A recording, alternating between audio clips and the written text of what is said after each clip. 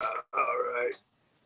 Well, hey, Cobra Crimson Cobra Commander. How you doing, buddy? Yeah, I know. I just finished watching that stream with you guys, and I was thinking, I'm not anywhere near going to bed yet because I got some painting I'm doing and stuff like that. So I figured I might as well finish up a train of thought I was doing earlier today. But I'm going to change hats for this one. I find it easier to paint with this hat on, anyways. Yeah, so seeing as it's just you and me, I think, in the chat here, Triple C, that's what I call you in my head. That Destro vehicle, that was just Iron Grenadiers came just after I was growing out of Joe and growing into Playboy magazine and things like that. So I really didn't give it much eyes, and I don't think my cousin ever had it when I was looking at his collection. So it's something I'm relatively unfamiliar with, right? So yeah, it looks cool, and I would say, hey Woody, how you doing, buddy? What's up, Woody the figure addict? So about the Destro, the spoiler, is it or no demon? Pardon me. Um, while I don't really like it, I could see Hasbro getting away with doing it and having a big market for it, and it would probably be an amazing play feature toy. And the guys who had it as kids, I think, could be satisfied with it because it's just got enough going for it, right? Now, would it be a HasLab? I'm just going to close my garage for a second, guys. So pardon me, I'll turn the camera off. Talk amongst yourselves for a second.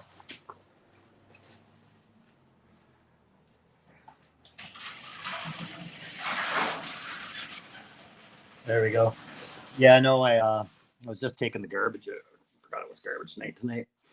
So we got Woody and we got Cobra Crimson in the chat there. I don't know if we have anyone else, and that's all right, guys. I know it's late. I'm going to paint for just a little bit. I felt like having a late night doing this because I'm trying to move things along, so I have new things to show you on the channel, right? And I hope, and that's my second favorite vehicle. What's your second favorite vehicle? Not painting a vehicle right now, but let me guess with Woody. I know he likes bikes. I know, yeah, I want to see that Ram when you do it, buddy, by the way. And I'm curious, like Woody, actually, let's ask you. Oh, the demon. Okay. Yeah, that's your second favorite. Yeah, what really? You were the second favorite on that. Yeah, no, I was gonna say, Woody, I'm curious, do you have a theme in mind for that bike? Or is it just something you'll put it in your hands and it'll come to you, right? Or is it about the rider for you? Sometimes it's about the rider, right? Curious. I was excited when I saw you did that, and thanks for the shout outs, by the way. I appreciate that, guys. Yeah, that's cool. So the despoiler here, let's look at this comment here. The despoiler attaches to the demon and holds 4 figures. So the despoiler, oh, I see what you're saying. So yeah, I could actually see a lot of potential in it, really, but I wouldn't want to do it as a HasLab. I'd want it to be direct to retail because, like I've said on the show before, for the demon, well, when it comes to Deathstroke and the despoiler, for me, that's a Serpentor kit right there. That's another Serpentor. You give it the exact same treatment with that chariot, circle the despoiler, and then about 3 to 6 months later, you release the demon and that despoiler docks in it. Yeah, that's instant gold mine, I guess, for sure. Yeah, desert, right? You can't get away from the desert, man. It's the most recent kind of war zone we all have. It's all fresh in our memory. All the cool movies had like the desert kit, right? So, yeah, yeah, Tiger Force. When I repainted mine as desert, and I was looking at it, I was like, that it's the only kind of thing you can do over that Tiger Force orange without having to really get bold with the primer. Like I use that Krylon black 2-coat stuff that the guys over at Mythic Customs and all them kind of promote, and I find that's fine. But every now and then you get a spray point where it didn't quite hit, and you're like, do I really want to waste another blast of this primer because you're doing a lot of stuff? So you're like, okay, I'll paint over it. And that Tiger Force orange with that beige, it's easier, I think, than doing, the whole thing. But yeah, it's easier if you stick to the tan, I think. What's going on over here? All right. So yeah, so right now what I'm working on, I should show you is um I'm working on that Nemesis Enforcer head, right? I did a video earlier today. If you haven't seen it, says I'm talking about Rust, Blood, and Soul because I did issue a challenge, and I'm looking at a couple of you guys, Cobra Crimson Commander for sure, and Woody. Yeah, I'm challenging any of yous really. Uh, Anyways, I'll adjust the chat in a second. But I issued out a challenge in my last video, and it's just a friendly challenge. There's no prize, there's no winner. It's just show us what you got, like in Rick and Morty. Show me what you got. I like what you got, right? And I said I wanted you guys to create avatars, right? So, but in that same video, I talked about, and this is spoilers for Cobra number 2, but the new Nemesis that as they present them as Cobra's bodyguard that transforms into what Hasbro is going to give us for the figure. So I decided, why not make that out of a WWE wrestling figure, one of Loki's heads, a soft goods cap, and while he's wearing a gray suit in this one, like a gray coat and whatnot, I can leave it alone and it works. It absolutely, I think, works. So I just felt like doing that, kind of, just acknowledging that Skybound's going with it. So, Woody, the RAM, I did not take it apart. The only parts you're able to really take that off when you get it, without getting funky with maybe the hair dryer and a screwdriver, and there's no screws you can really reach on that I could find. There's a pop point near the kickstand that I can't figure out what'll happen when I pop it. Right? It's one of those things where it's like, did they heat seal the weld after they popped the pieces in together? And then when you pop it, you're actually cracking that weld. And I know if guys do customs and conversions and whatnot, you might know what I'm talking about. If you haven't done one, it's when you think they're two pieces, they appear very separate, but somehow there's a heat weld or they were glued when on the assembly line after they were popped into place. And so they're so fitted together so tight that when you pull them apart and they're so bonded, maybe even vacuumed together, that they crack, right? And so I didn't want that to happen with it. So no, I didn't do any taping. You could do taping if you needed to. It would make sense.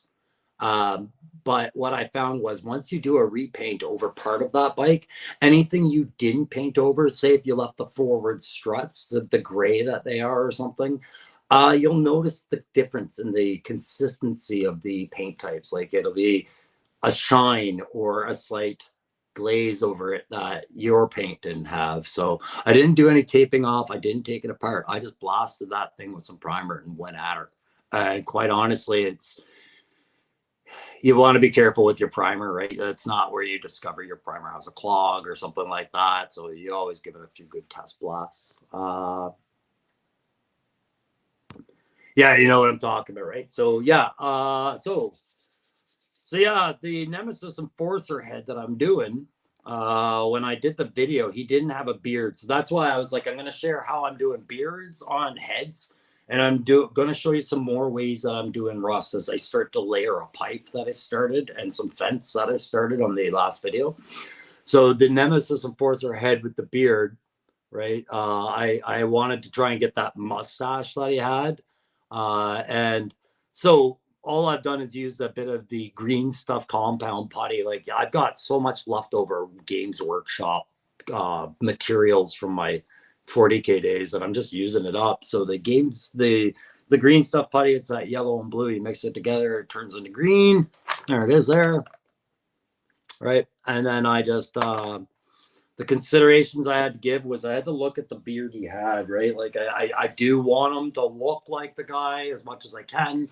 So I gave him that beard. And while the hair was workable, what I'm going to be doing right now is I'm going to be using a pencil on my first 2 layers of flesh. And I'm going to outline where I want his actual fade to go. He's a gray haired guy. He's got a good bush of hair in the comic, but it's not like he's kept it close cut. There's a fade, right? So when I do that, I always like put the head on a stand or something. I just grab a normal HB pencil.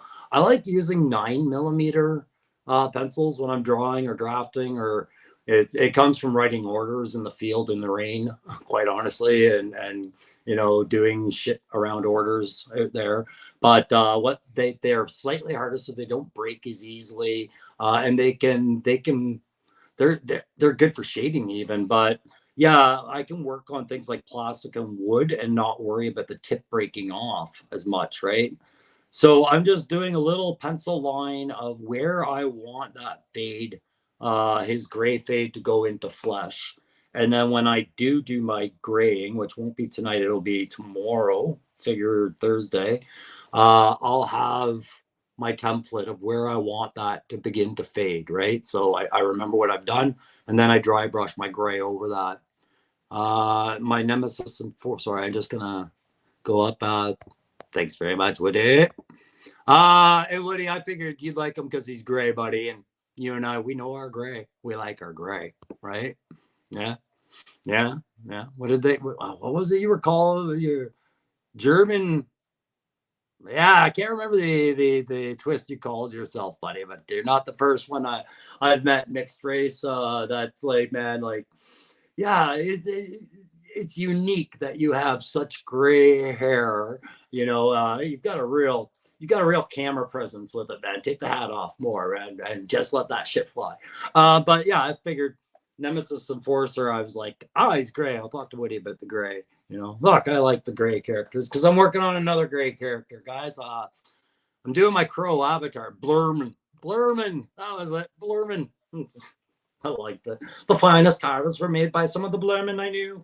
Uh, so the other one I'm working on, it's funny because watching Seven's Wild, and I know you guys were there, and when 3 Stars started talking about the Dragonfly HasLab and all that, I was like, yes, man.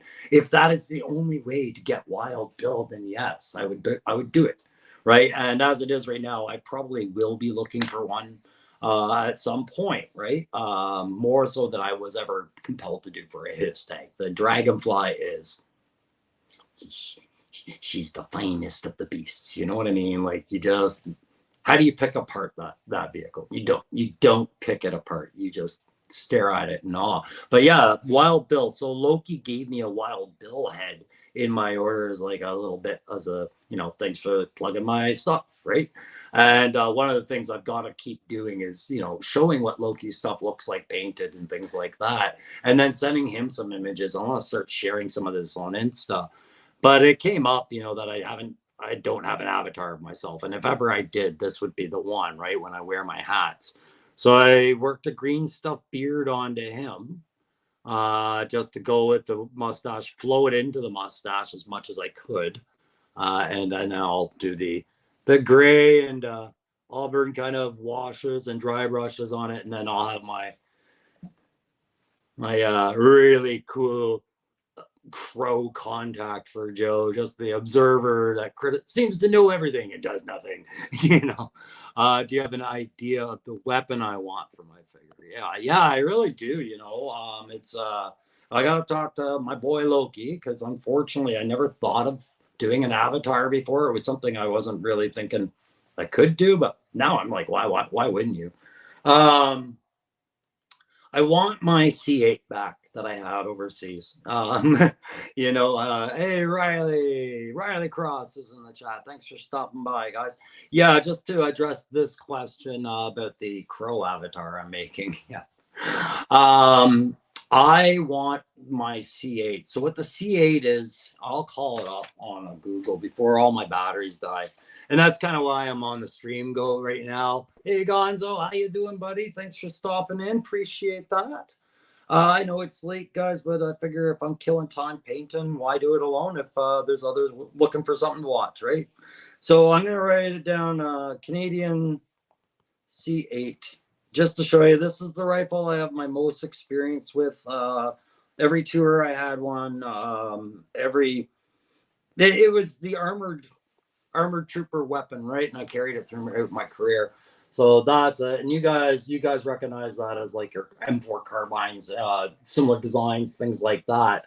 But the upgraded C882, that was more similar to the one. Now that's got an M203 on it, but it was that compact one. And our armored crews carry compact rifles. So because the armored recce guys, especially because we only spend about half that time on the vehicle, and the other half of the time after we have our OP set up or our serve gear set up, we're at foot patrolling like everybody else. We need a gun, right? So, and that's one of the biggest criticisms I had about a lot of the Joe drivers is, their guns. Some of them get really big guns. I'm like, yeah, pull that out of the driver's hatch in a firefight and tell me how that went.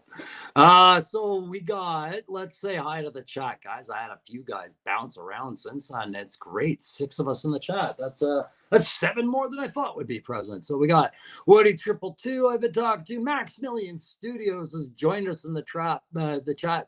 Whose head sculpt are you using for that crow figure? Oh, come on. Yeah, no, that's a Wild Bill. I just shaved down the hat to get rid of the cross swords and the bead, and then I added a green stuffed beard. I got to paint that up and then make it look old and crusty. But yeah, that's a Wild Bill, and I got that, of course, from Model Misfits 1138 on Instagram. My channel friend and Aaron the Toy Enhancer's channel friend, Loki Wartooth, who he's the honorary Battlefield brother that no one gets to see, but you'll see his stuff on my channel all the time, and you'll see it on Aaron's from time to time as well. In fact, I think you're going to see more on Aaron's soon. And then, so Woody, Cobra Crimson Commander, of course, is here. Gonzo is here. And there, I think I got everybody, or no? Yeah, well, I mean, I tried. If I didn't, and Riley, of course, Riley. How would I overlook Riley? So yeah, let's move on to the vest. So I said one of the things I'm doing, I'm just keep following up from what I talked about in my last video. So if you didn't see it, tomorrow, hey Bobby, tomorrow you can. I'm just seeing what Riley's writing about the C8. Sorry, ADHD's hard this time of night. Tomorrow you can follow up on that video and see why I was following up on this. But one of the things I did, despite no matter how much I love this figure and revere it, I'm only doing this out of confidence in myself and the idea. But I'm going to upgrade Beachhead's vest and kit a little bit and then put them back together. I'm not painting Beachhead. I just had to take them apart to get the vest off and have a look at where I wanted to replace it with what. Try on a few of Loki's vests that he sent me, and I found one that I want for Beachhead. So I'm going to do that. But I also am doing it for the ever unimpressive Dusty Tadar. For some reason, the difference between Dusty in the classified line with me as a 50-year-old adult, the Dusty in the original line is I've lost interest in him. The interest I had as a kid is gone because somehow that netting had something to do with it. And I know Aaron's showing us how to replace that, but I'm just going to try replacing the vest. Again, I want to see how Loki's kit's working on there. So I'll give you just a quick look at the kit I'm working on for Mr. Tador. Well, actually, I'm not going to slide it on right now because one thing about 3D printed parts, right? There we go. One thing we know about 3D printed parts is they are like a lot of the weapons with Joe is if you want to manipulate them, it's always a great idea to heat them. Now, I don't have my heat gun. Sorry, that makes me sound far more advanced. My hair dryer, there's a list of hobby supplies. I suggest you go to a thrift store and just buy used. And one of them is a hairdryer if you don't have one for whatever reason, be it you live alone and you're bald, or your wife just won't let you touch the one that she has in the bathroom exclusively for hair because she knows you will use it for a lot of other shit.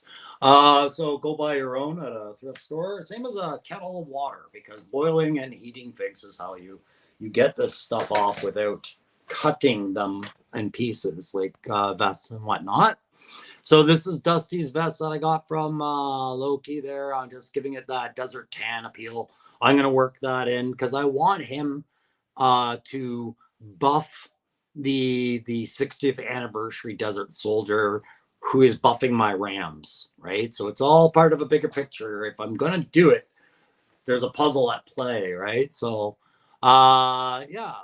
So that's one thing you'll see me carrying on for the night. Same as what I think one of my favorite things that got included in this, and there's the one that I'm doing for Beachhead. Is these soft good caps and helmets that I got a bunch of with Loki. I'm gonna throw one of them for sure, one of each, the helmet and the soft goods cap into the 350 prize, so somebody can put them on their Joes. Even if you don't want to do a conversion, just slap a little coat of green paint on them and slap them on your Joe's head. It changes everything.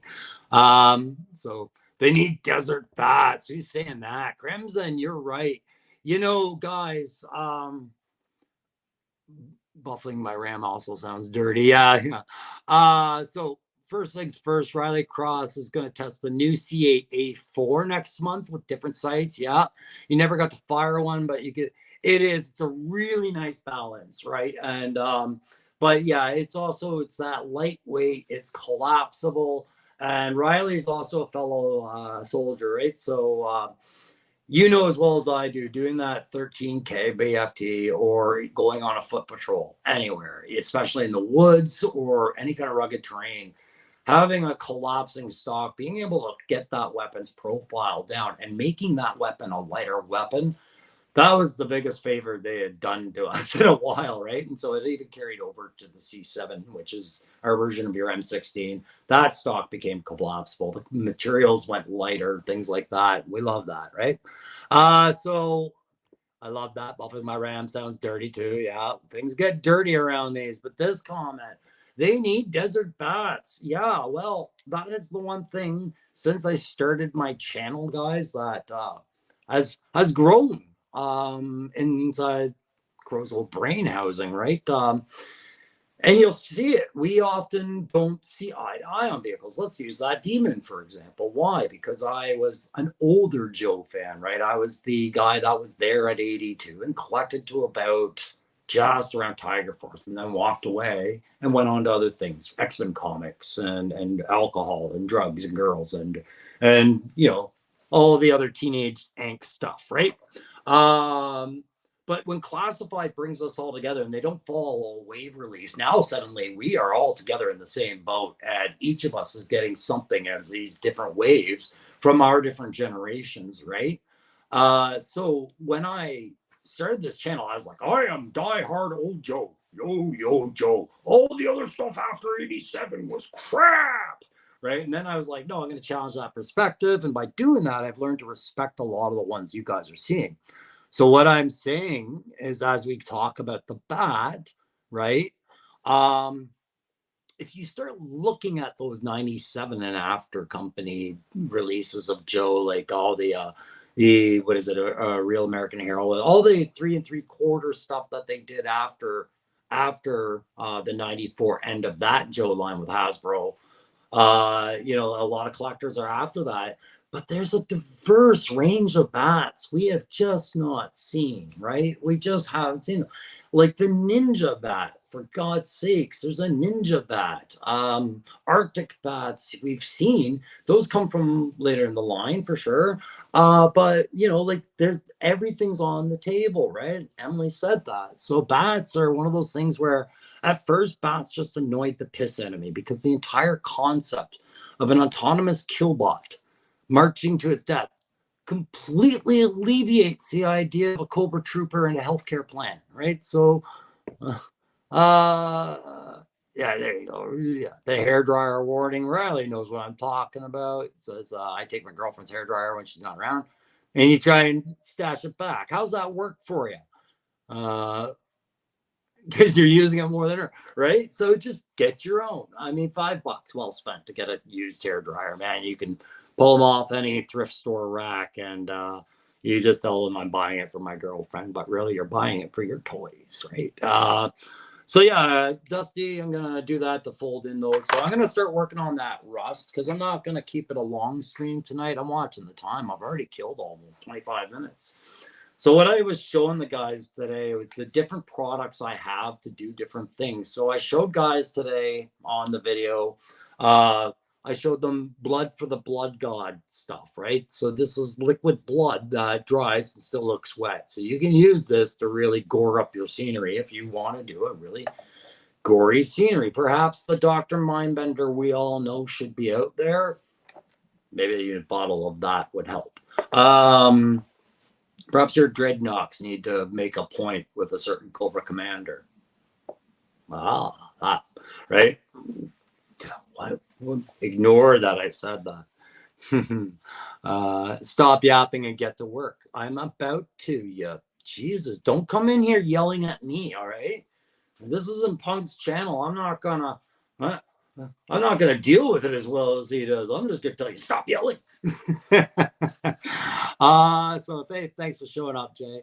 So yeah, what it was I was showing different effects. So the blood one I showed, but this one here, and these two. This is the Mordian Earth. Sorry, not Mordian, Martian Iron Earth. I laid that on so that we could get a cracking effect that I can lay under my rust effect. So you know when rust gets so corroded it blisters, right? On iron, especially that kind of crusting effect under the paint. So that's what that stuff accomplishes. That when that dries, it contracts, right? So so now what I'm going to do, I don't have any mods. I know we were talking about that actually too. Thanks for bringing that up. While I apply some typhus corrosion over it, which is what I've layered on over here, over top, and then I'm going to do some more different rust stuff I haven't shown you, some different products that you can use. But yeah, moderators. So me and Aaron, we went live with each other last night. It was really sweet and innocent. It sounds just as bad as that RAM conversation Woody and I were having. So Aaron went live and I guest appeared on his show last night. That sounds much better. And so what ended up happening is after that we ended up talking a little bit off the backstage studio there because, you know, just making some plans and shoot the shit. We really get along well, and it was, you know, a great time for us to talk. And one of the things I had said to him, I said, you know, at this point, we should probably find out what a moderator does. You know, like neither of us use them. I don't really see myself needing one as much as he does, right? Like there's no getting around. He's got the larger channel for now. But no, but I mean, like it's a good point. This is another thing we can be doing for each other as you know, members of each other's community and things like that. So it's like I'm kind of curious because I wanted to ask Matthew Madsen in the chat tonight on Sevens Wild, what does a moderator do? Because I believe Matthew is the moderator for Punk. So when I think of a moderator, I think they're the ones monitoring the chat. And okay, Woody, I'll see you later, buddy. I'll see you on your next video. Yeah.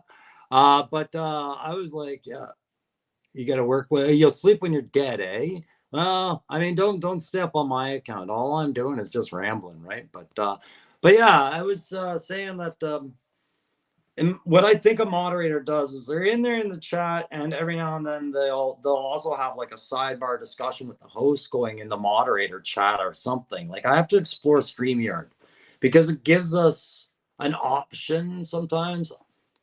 All right, brother, you stick around for as long as you feel you want, okay? So what I'm doing is I'm just, sorry, this time I am actually wiping typhus corrosion on there. The first time I blotted it on there, right? So, but yeah, I figure a moderator is also the one that's like highlighting the super chats, making sure those get the thing they need. Not that I have super chats because I'm not monetized, but I think Aaron's monetized. I don't think he has super chats, but we know Punk has them, right? The only reason I don't participate in those right now is because I'm doing this off an iPad every time, iPad, iPhone. And for some reason, they won't let me access my accounts. They're hooked into my wife's internet account for some reason. So that's why you don't see me in the super chats and memberships.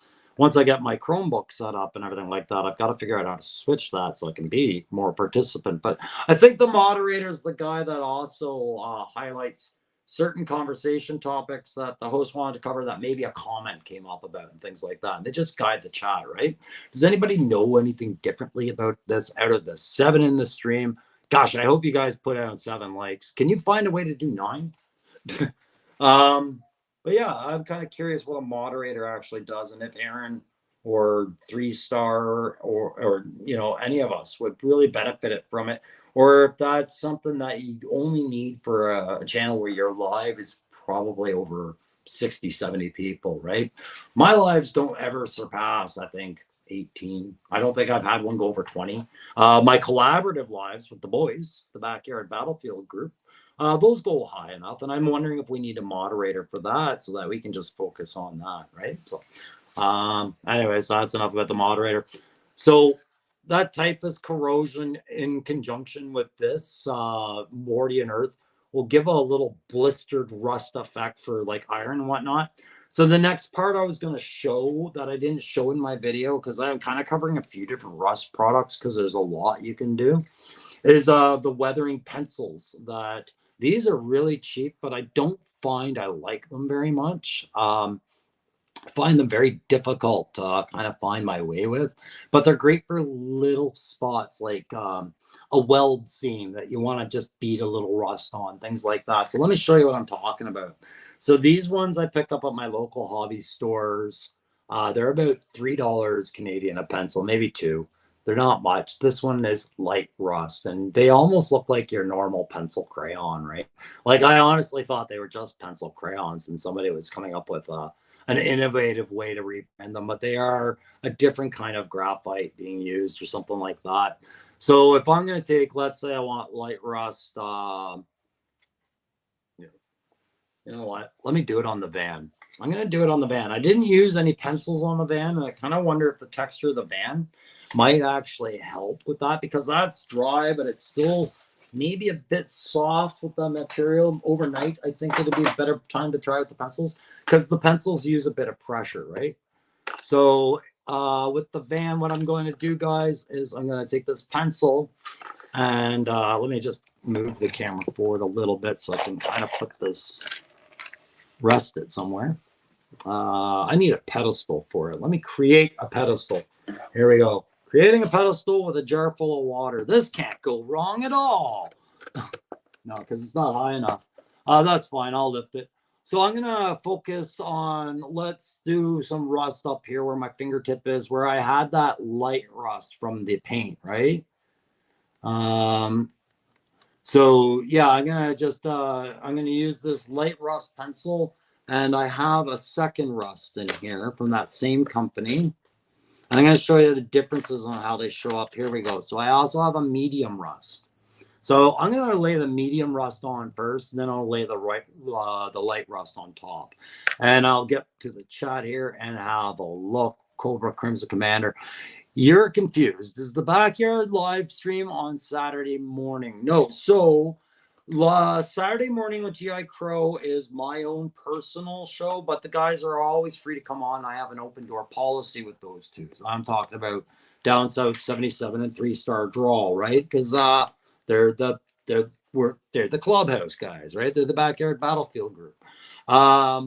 But we don't have an actual organized night yet for our group. We don't, right? So you can see, I don't care if anything falls out of there, it wasn't glued in.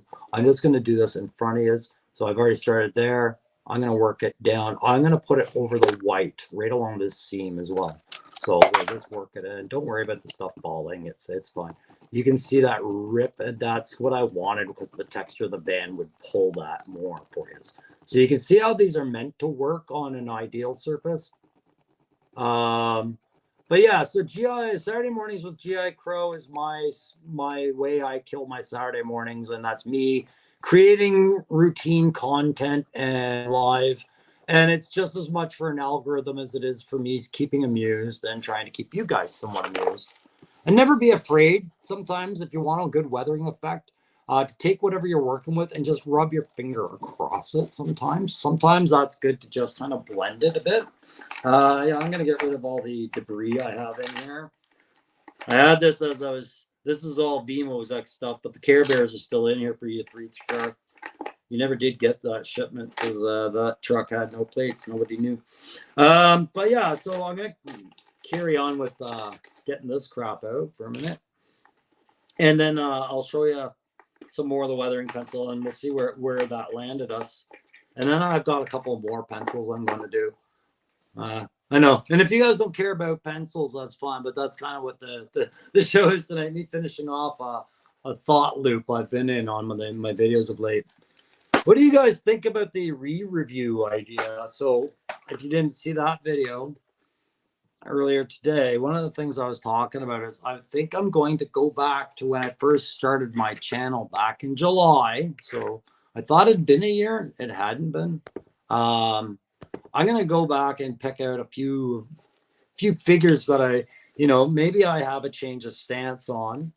And you can see there that red line going down, right? That would be where rainwater, over months on end would start to collect a rusted effect in that trim, right? So that's why we did it there with that pencil. So that's the medium rust. And I'm just going to really bring that up a bit.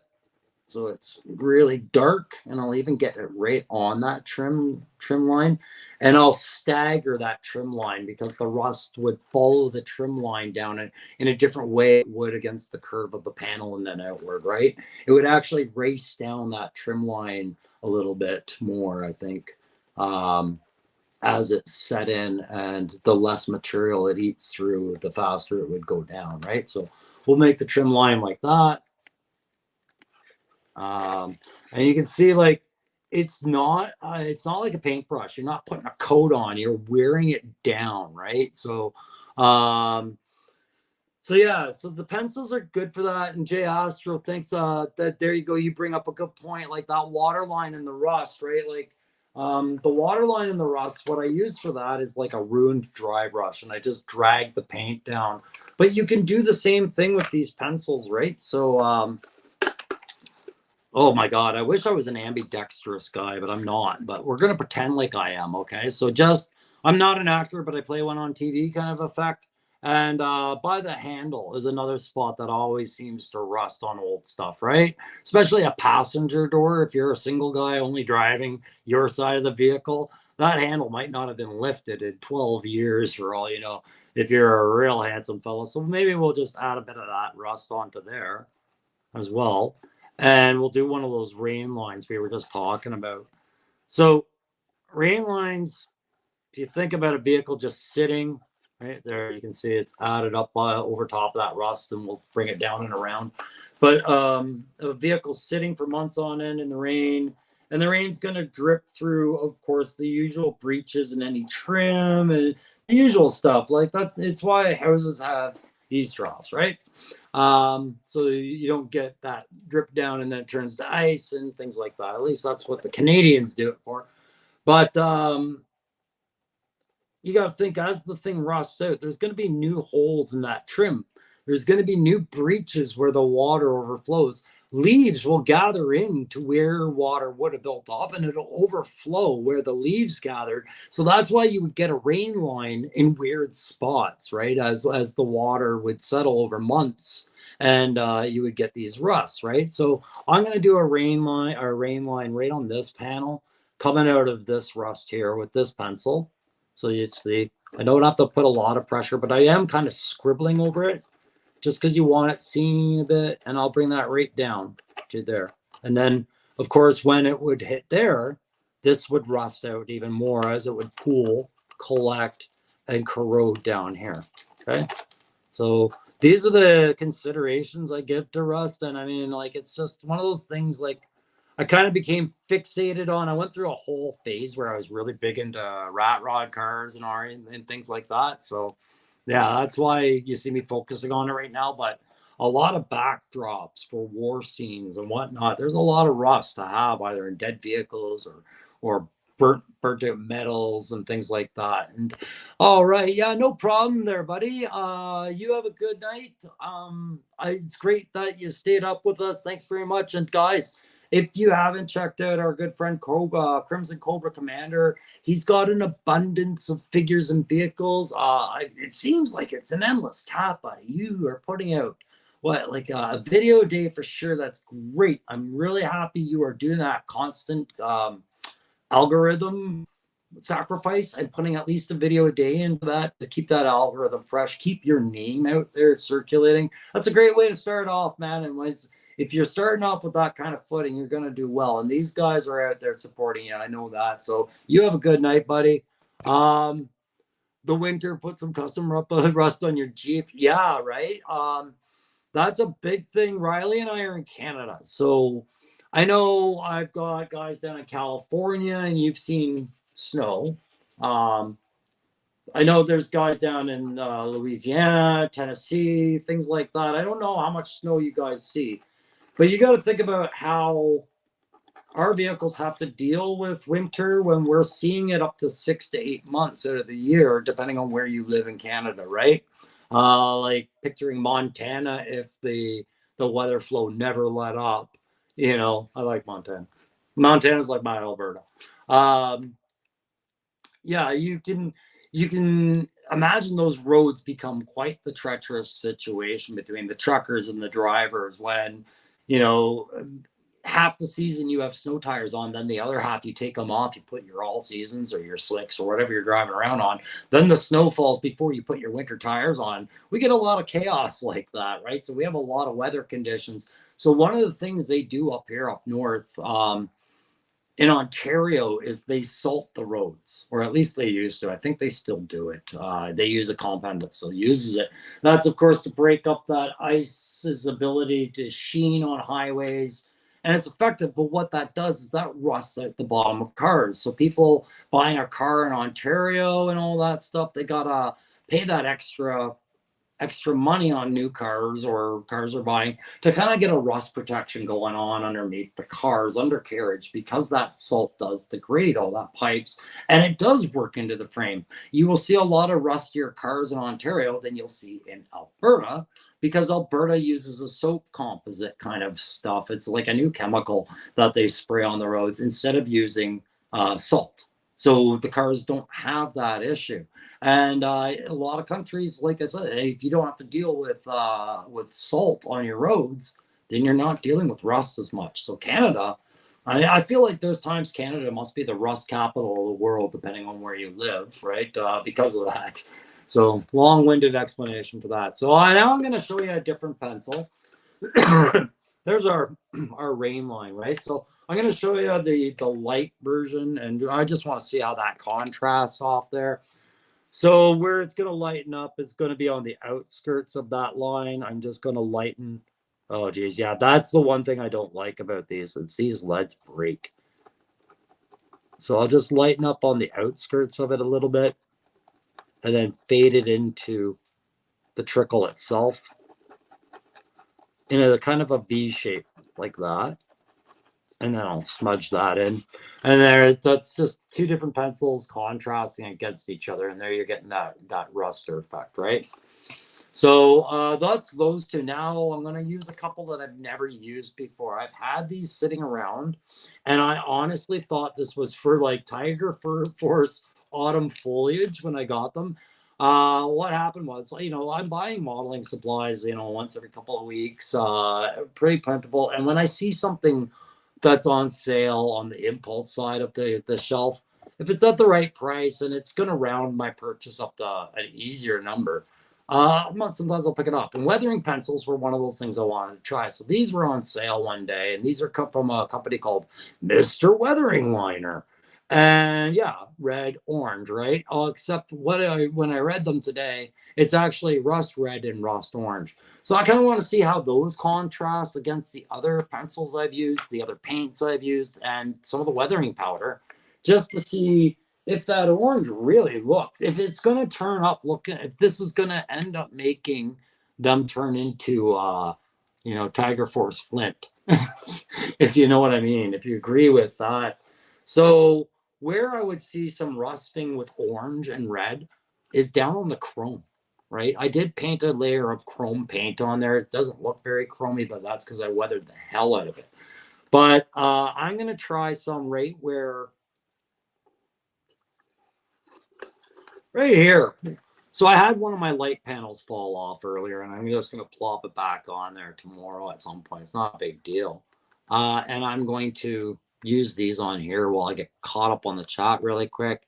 So yeah, okay, thanks, Woody. And My buddy is in the beet juice business, apparently spreading some kind of beet compound prevents ice buildup and is better for the environment. Hey, man, I believe that. I would want to see it in action. And if that could work on a provincial savings level for the amount of what it does, then I'd be all for it. Oh my gosh, do I ever like that? Okay, guys, let me show you that. I just rubbed that on some of the typhus corrosion on there. So that's a really dry effect. So I know I would want to work that in, but that went on so much easier than the other pencil, like a lot easier, right? So that's the rust orange. So you can see that being the maximum level of corrosion. Like that's the point where you could take a screwdriver and, right? Beats, bears, Batical. Michael! He's doing it. Michael! I love that show, man. That show is the alma mater. That's my life. Like Dwight Schrute quotes was what got me through my year working in ops. People would walk in and they would say something stupid, and I'd say, "Let me tell you something, buddy. Anytime an idiot does something, or anytime I see something, I ask myself, would an idiot do that? And if the answer is yes, I don't do that thing." And, the loyalty speech, right? Dwight's take on loyalty is one of the best takes on loyalty I've ever heard. If you guys don't follow it, generally says, Jay Astor, you know which one I'm talking about? Do you know the loyalty speech off the top of your head? Because it's the best business model I've ever heard as I look for a new spot on the Chrome for this. So I'm going to put some right down on this panel. This is where I see a lot of rot happening that I would have liked to have dremelled out. Yeah, you know it, eh? So those of you that don't know it, loyalty, or how do I feel about loyalty? I'm generalizing. I don't have it in front of me, but look, I'd like to think the entire reason I'm here is because of my loyalty. But if there's another place that values that loyalty more valuable and they reward it more, then I'm going to go wherever they value loyalty the most. Right? Something to that effect. And I love that. That was printed up on my wall in ops. So anytime some course warrant or sergeant or officer would walk into my office and telling me what they need from us, right? And I'd be like, okay, but how are you asking me? Why would I be loyal to you? Look how you're talking to me. Point at the board with the Dwight Schrute quotes, show them how much interest I was giving them. All right, so yeah, I do like this orange pencil a lot more than those other brands. So here's a great spot for it. I really wanted to kind of Dremel this out, but I didn't have faith in the toy itself being a preschooler's toy, that it wouldn't kind of grind up terribly. And I didn't want to do too much to it. So we'll just fade some of that in there. Like that's about to rot right through. And then I'm going to dull that down. See if the red dulls that down. It should a bit. We'll layer some red over some of that. So we'll put that right along the ridge edge of it. Oh yeah, that blends in well, right? And then I'm going to want to fade that a bit, I think. I don't really like how bright it is, but if I just take just the edge of my nail and ever so gently just kind of use that along with my thumb, create a bit of friction and heat, and you can kind of blend it in a bit nicely. But yeah, I think that works well for the effect it's meant to. I wouldn't want to do a lot of it, but just here and there, that really kind of splashes out that rust, doesn't it? All right. Right on. So we got 7 left in the chat. I've been on for 48 minutes. I'm going to stay on for 12 more minutes, and that's going to be my cue to call it a night, smoke a joint. Hopefully my coffee's done by then, and I'll be ready to go to bed because I've had coffee. And to everybody else that wasn't able to make it tonight, don't worry about it. Don't come in with this. Sorry, I missed your live. It's all good, guys. One of the things I picked up off of Aaron is a lot of things. For one thing, I follow a lot of what I see Aaron doing because Aaron's good at setting very successful examples with the conduct of how he's running the channel, right? And I notice sometimes he won't even warn people. He'll just hop on live because he's working on stuff anyways. And I was like, that makes perfect sense. If you're going to work on it anyways, there might be somebody else that benefits from it. And in the worst case, they watch it tomorrow and they enjoy it. So Yeah, so that's what I'm gonna do. Past your bedtime, Jay Astro, yeah, buddy, and that's why I was looking at that time as well. Tomorrow is Big Thursday, as people often know. I'm paying off some stuff, so I think it's just gonna keep myself maybe the one fig if I have one until the people holding them with my pre-orders, like, hey, well, first off, you get rid of them after 4 days. Go ahead, put that on the shelf. I'll hunt it down later. It feels good knowing I've got a buddy like my buddy Jay who has a line on the figures. If I ever miss one, he knows how I can go about getting it. It's why I'm not too panicked about the wreckage situation with the tiger paw.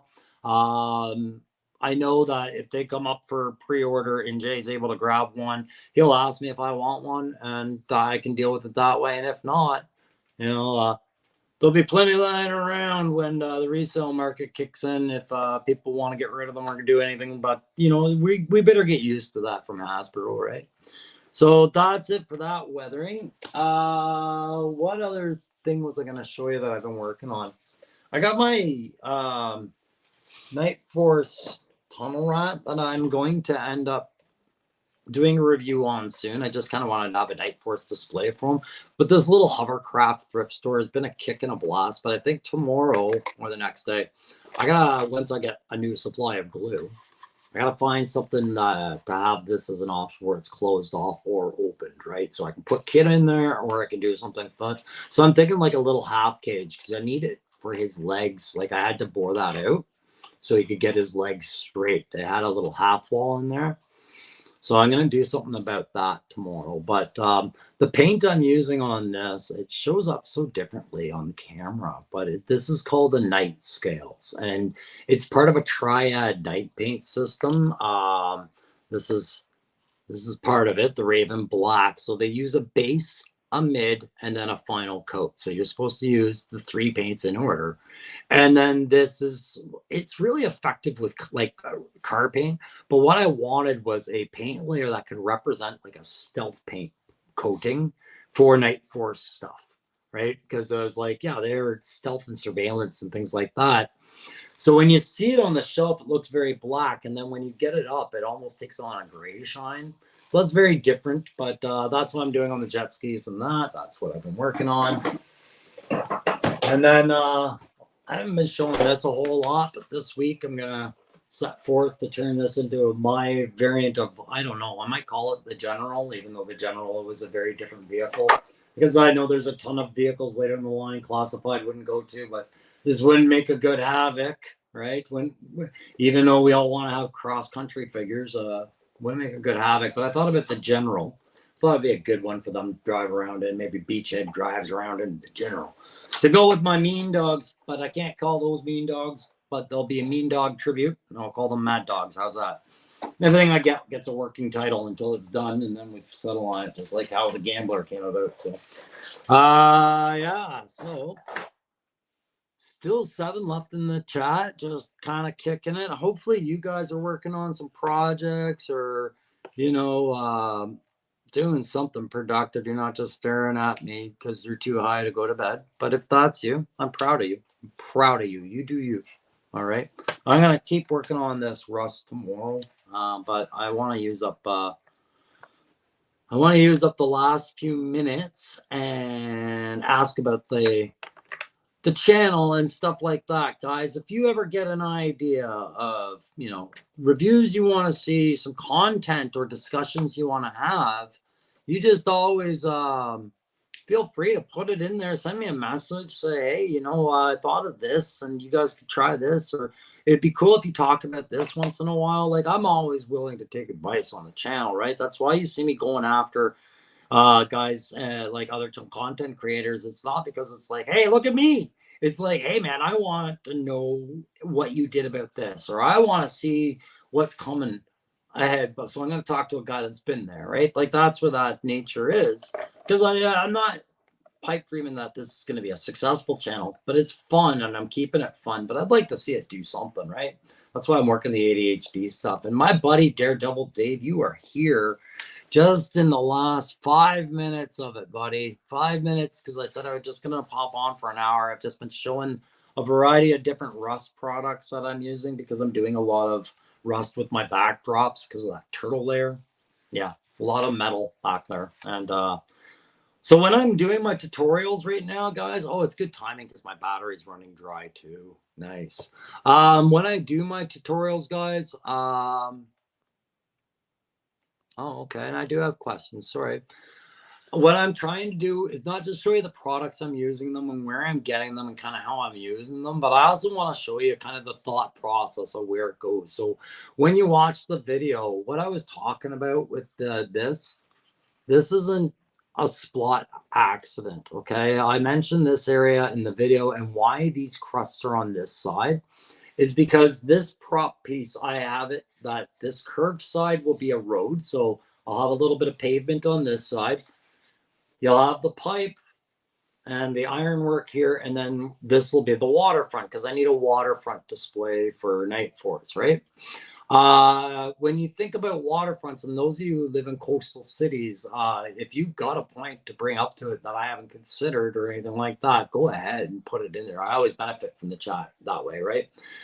But when water is rising up and going over, I talked about how brackets would corrode before certain pipes, and that's fine because of the replacement plan the city would have, the lifespan of the part, and blah, blah, blah.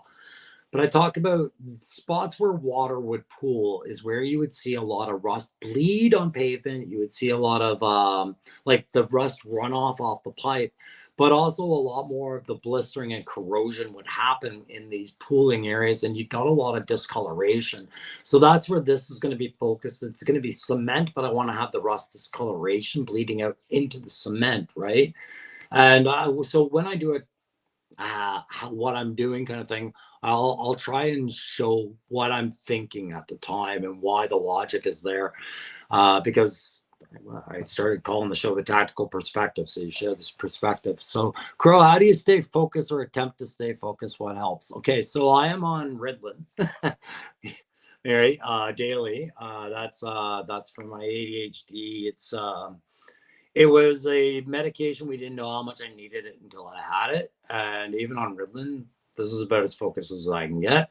And then, of course, cannabis, right, has that ultra effect of letting me kind of put the anxieties that would otherwise occupy your mind away, put them where they need to be, allow you to relax, get the tension off, and just focus on something that's bringing you pleasure instead of constantly trying to focus on something that's bringing you pleasure, but getting overwhelmed by the things that your subconscious and your id can't seem to let go. So those two things help, and constant attestation to yourself sometimes when you're wavering and you know you're not doing all right with that focus is to just say it's just not the day for it, and you that doesn't mean the day isn't going to come. Sometimes you gotta know when to put the hobby down. It's like, it's not today, I'm not into it.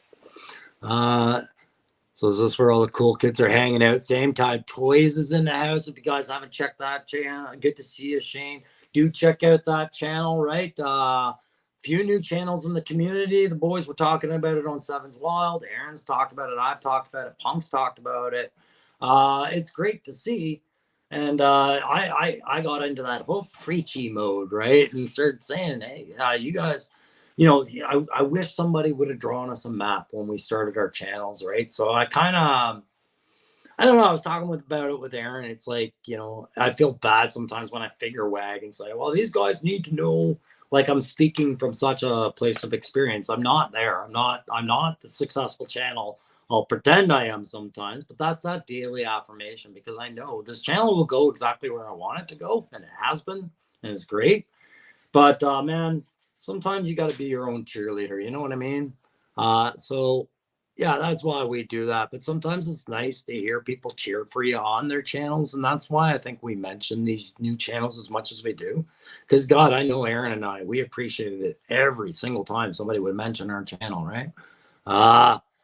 Yes. Okay, let's talk about that as I close this out with 1 minute left, seeing as I've got Same Time Toys and Gonzo and a couple others. Crimson Cobra Commander left the chat earlier, but he knew about this. Did you guys know I have an avatar challenge out right now? Like, thank you very much, man. And thank you. I appreciate you guys doing that. I did mention on the video, I'm going to just merge Spinning Compass in with the channel. Anytime I say it's Spinning Compass, it's just like, yeah, this is a Spinning Compass moment. Just means like we're talking about ADHD for a sec. That's all. Avatar challenge. It's just an open challenge. It's not a real contest. I didn't have a prize in mind. And really, we're going to get to prizes after the 350 contest again. Like, I want to get that one done. But this is an open, friendly challenge to all of you that do customs or wanted to try one, right? To find a fig somewhere, a 6-inch. I don't care if it's classified. I don't care if it's Star Wars, Marvel Legends, a used He-Man that you found in your kid's drawer and you're pretty sure he forgot he ever had it. Whatever. Create an avatar of your YouTube you, right? And yeah, so I'm using the wild bill head that Loki War2 sent me. Me and Bobby will talk. I was going to steer away from it. I was going to do wild bill.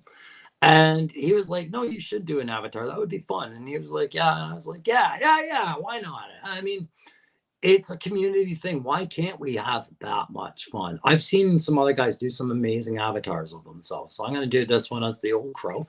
But what I would like is to see your avatars and then feature them. And maybe like you show them on your displays with your Joes and send us little stories, because I'm coming up on my 1 year right there. I'm going to go a little over an hour by a minute or two. I'm coming up on my 1 year on YouTube come July.